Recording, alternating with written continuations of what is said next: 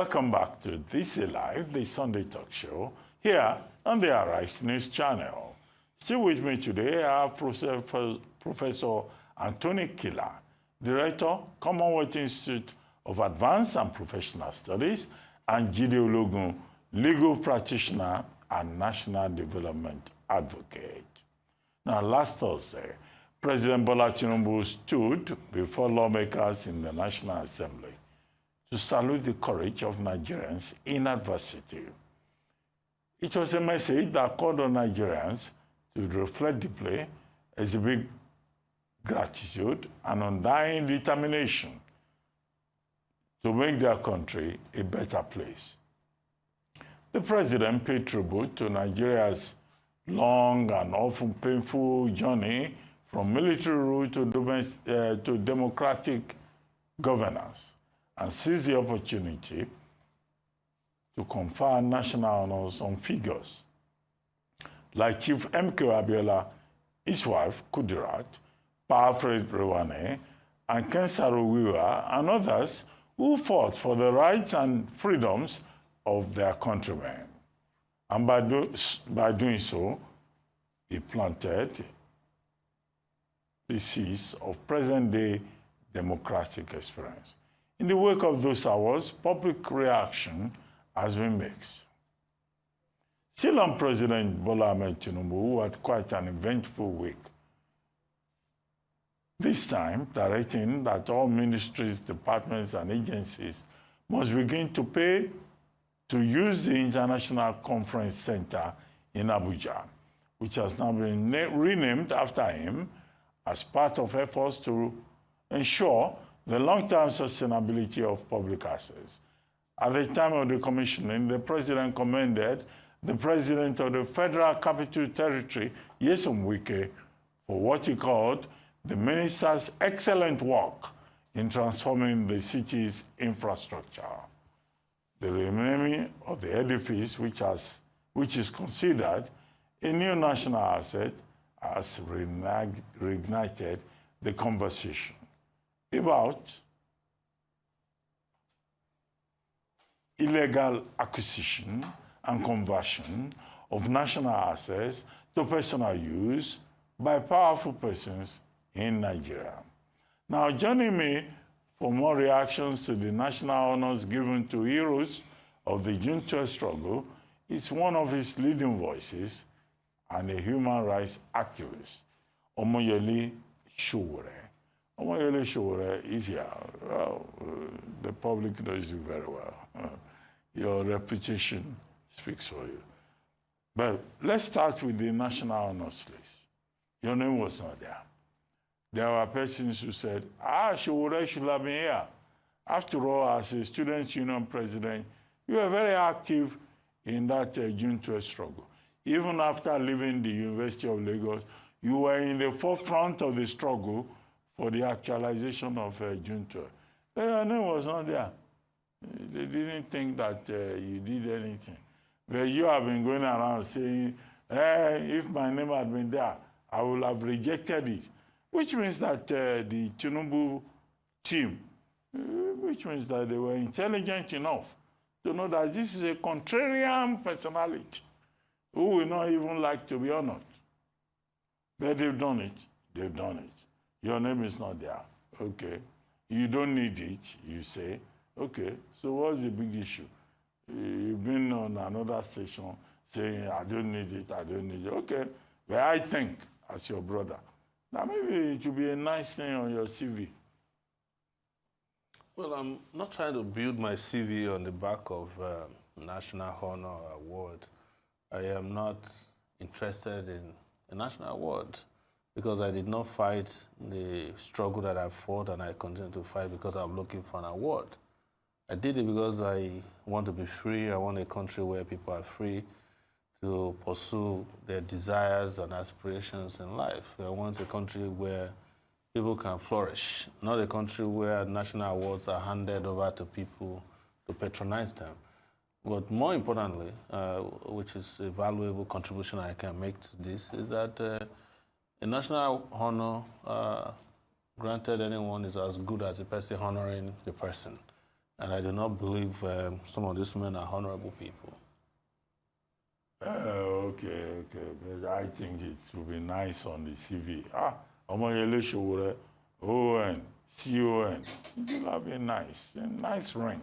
If it worked, then the country should be a great place because I remember there was a year that everybody that was a national award, I think it was under Obasanjo, one of this PDP administration, were people of questionable character. So there are a lot of people who have all these national awards that you and I don't remember. I even heard that some people got national award some 12 years ago. They repeated the same award for them this time around. Like Professor Bolaji Akinyemi. Yes. So he has CFR in 2011. They are giving him CFR again in 2025. So you are right on that score. Maybe they should add a G in front of the CFR just for an upgrade. But I do not need a national award. I don't need it from the government, and I've never sought or asked for an award. Generally, I do not seek, ask, or accept awards. This is just my own personal preference. Your personal opinion. If they give me, I will have accepted it. I've been Minister of State rank in this country. Were you ever given an award? Nobody has given me anything. No.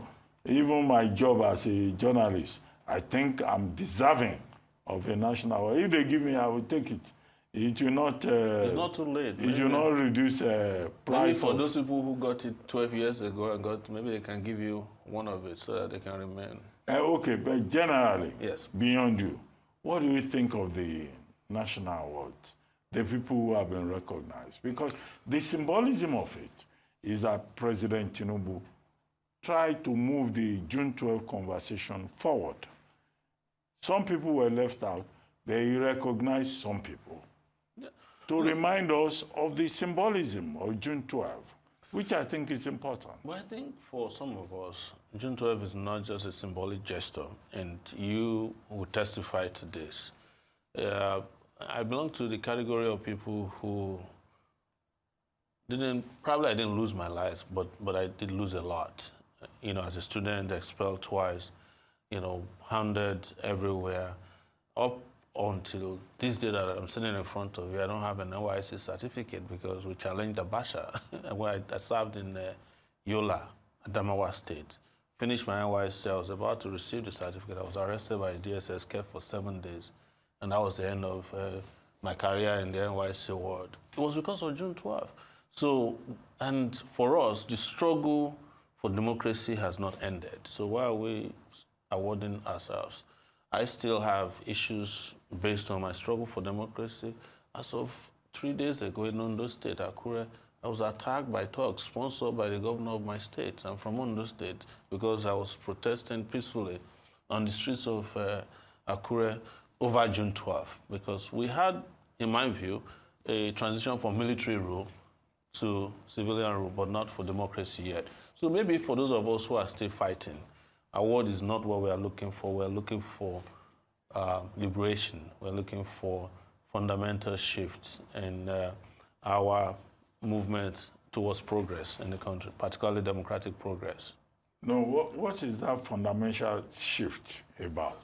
Is it about the Abiola family saying, look, we need a constructive, real apology from General Ibrahim Babangida to the Abiola family, or the issue about money, you know, that is being owed the Abiola family, or some kind of, you know, general declaration by the Tinubu administration?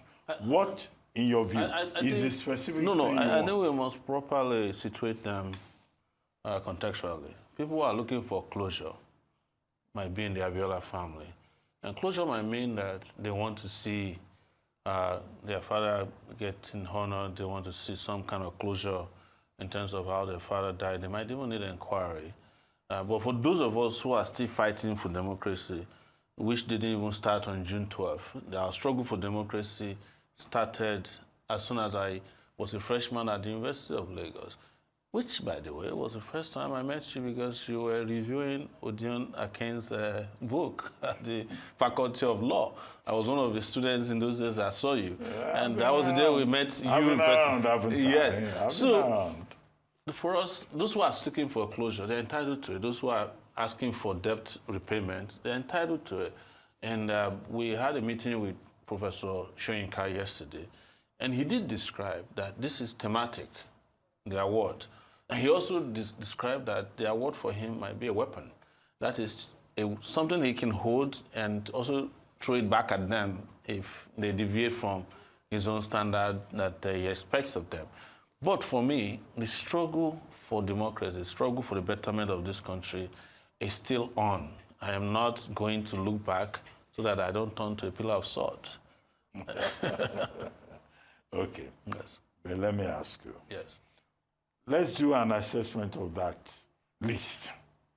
When you look at the list, what comes to you? I've not... Beyond your own personal... No, I've not seen the list. Let me be honest. No, with you. the list is in the public domain. Yes, I just haven't seen it. I haven't read the list, but I want to make this clear. I don't want to diminish the people, some of the people I know who are on the list. I cannot, for instance, diminish Ayobe, who was a female that I was standing beside when we were doing 1 million man march in Yaba, and Abacha was doing 5 million. They were shooting at us directly. I can't diminish Falana, who's been my lawyer since 1992 at the University of Lagos when I was first expelled, without whom I may not have ever graduated from the university. Still my loyalty today. Pro bono, by the way. I cannot diminish the role of, I can't diminish Kudrat Abiola, Alex Ibro, and Wole Soyinka, for instance.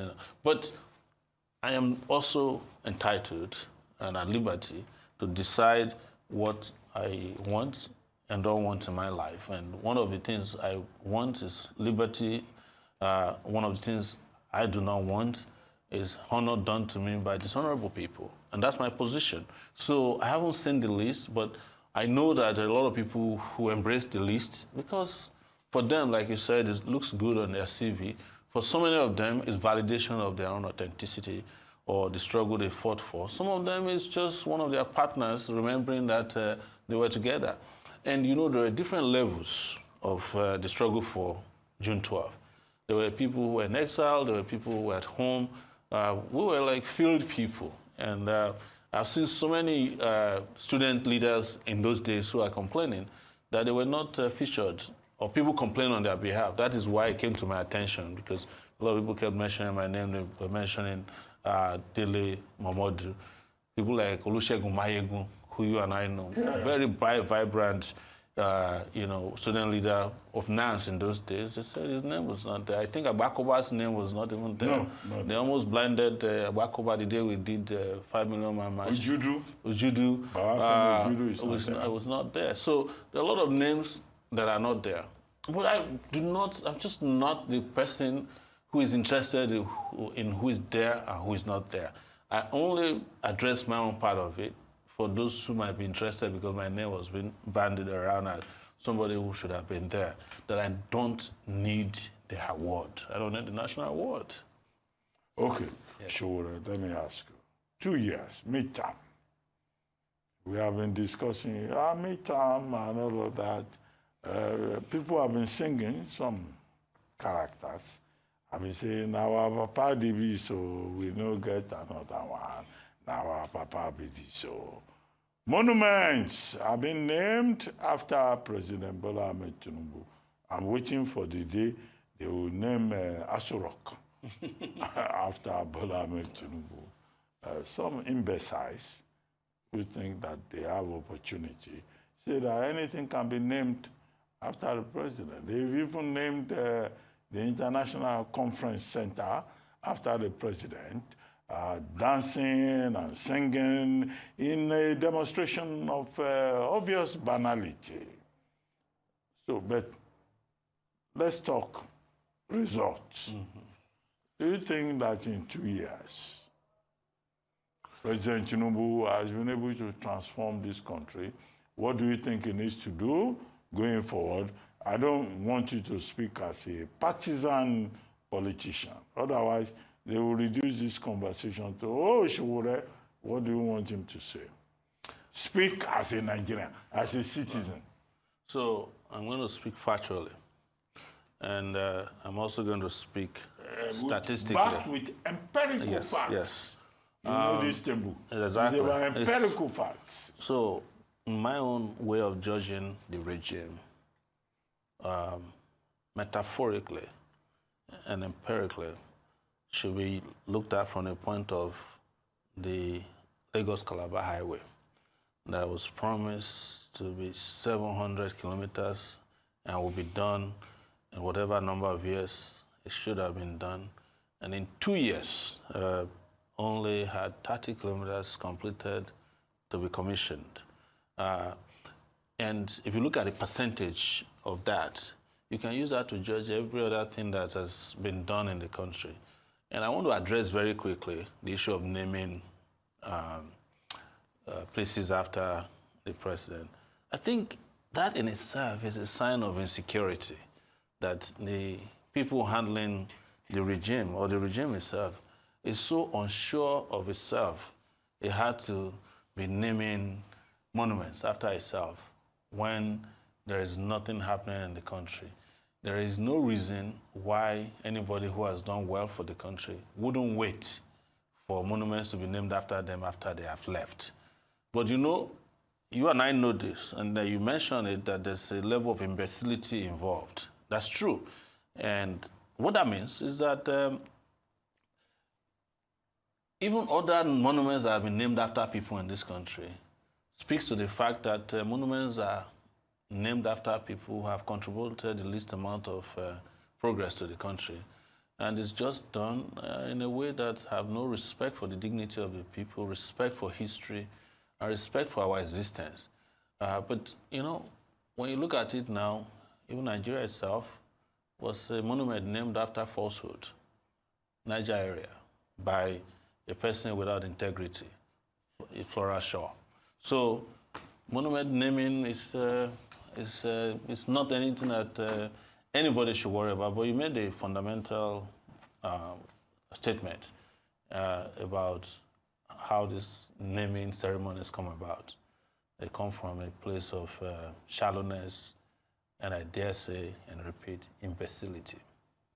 Okay, so if they name Aso Rock after President Bola Ahmed Tinubu tomorrow, you are going to say it's imbecility?